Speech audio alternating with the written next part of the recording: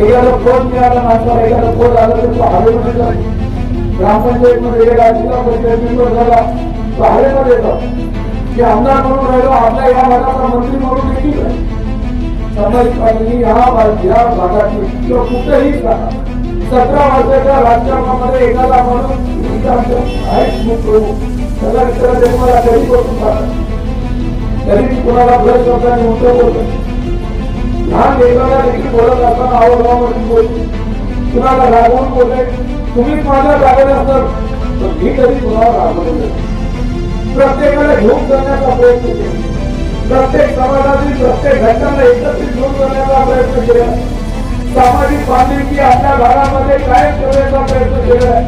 सर्व समाज घटकांना एकत्रित एका दिशेने कसं घेऊन जाता येईल हा प्रामाणिकपणे प्रयत्न राहिला.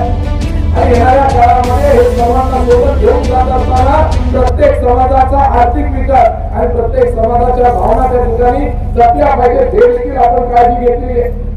आज मला इथं आठवतं, लोकशाही अण्णाभाऊ साठेंच्या पुतळ्याची विटंबना ज्यावेळेस झाली, विटंबना झाल्यानंतर आपल्या भागातील कार्यकर्ते माझ्याकडे आले.